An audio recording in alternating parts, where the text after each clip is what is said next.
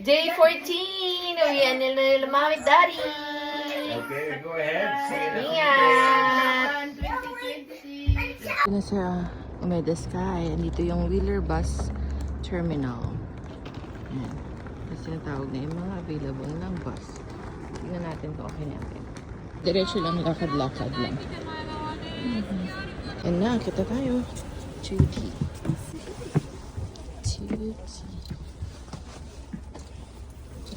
Window seat tayo.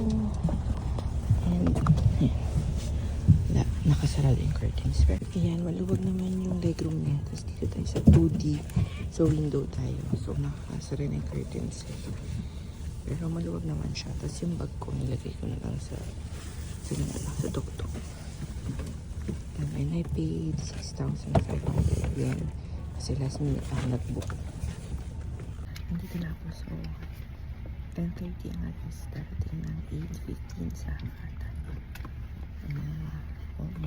Almost 10 hours. Then I paid 6,500 yen kasi last minute ako nag-book. Usually nasa 4,000 yen lang yung bus fare.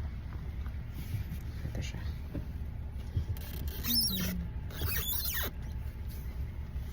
Ayun lang. Bye!